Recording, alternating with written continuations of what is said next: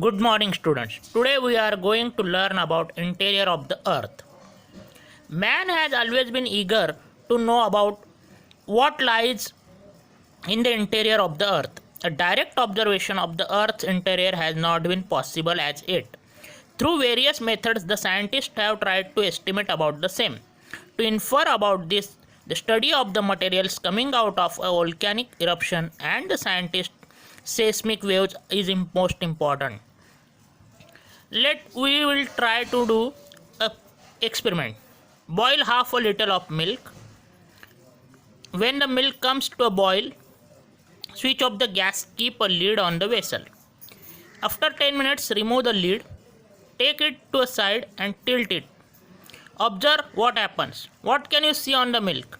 In what form do you see the layer of matter on the milk? Remove this layer of matter. Take note of difference in temperature of this matter and the milk. So, we will come to the conclusion like before boiling, the milk was in the liquid state. After it came to a boil, steam started coming out from it. After some time, a thick layer of cream develops over the milk. The temperature of the cream is lesser than the milk below. It can be implied that the creamy layer cooled faster than the milk below it, which remained hot and in a liquid form. A similar process occurred when the earth cooled. Initially, earth was a gaseous hot balloon. It cooled down as it rotated around itself. The process of cooling took place from the outer surface towards the earth's center.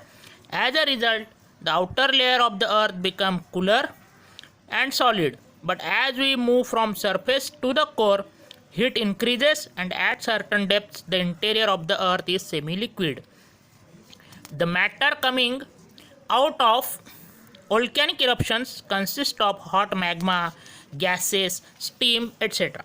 When lava cools and solidifies, igneous rocks are formed. Through the estimates of the study of temperature, density, gravitational force and pressure, the interior of the earth was understood. For instance, when we go deep into a mine, we feel an increase in temperature. Similarly, the magma coming out of volcanoes from the earth's interior is hot. The outermost layer of the earth is called the crust. Even today, outer planets of the solar system are in a gaseous state. So, here we can see geographical explanation. The layers picture can show you the layers of the interior part of the earth. The layers of interior of earth are as crust, mantle and core. Crust is subdivided into layers: continental crust and oceanic crust. Mantle is in upper mantle and lower mantle. Core has sublayers: outer core and inner core. The crust, the uppermost layer of the earth's surface, is in a solid state and it's called the crust. The deeper as we go, the surface temperature increases.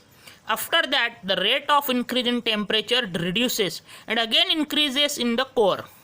The crust is the thinnest of all the layers. It can be divided into two sublayers: continental crust and oceanic crust. Continents are mainly composed of silica and aluminium, earlier known as sial. Granite rocks are mainly found in this layer. Oceanic crust is the second layer of the crust. It is made up of silica and magnesium, earlier known as sima. In this layer, basalt and gabbro rocks are mainly found. Here you can see elements found in various layers of the earth's interior like silicon, aluminium, silicon, magnesium, nickel and ferrous. Now we will see mantle. Below the crust lies the mantle. Mantle can be divided into two layers, upper and lower mantle. The upper layer is more in liquid state. Here one finds magma chambers. This layer is also known as asthenosphere. Now look at core. The core starts from around the depth of about 2900 km from the earth's surface.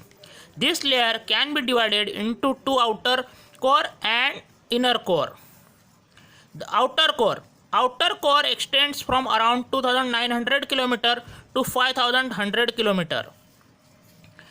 As the outer core of the Earth's interior is in liquid state and the proportion of iron is more in this layer, vertical currents originate in this liquid layer. This is another characteristic of this area.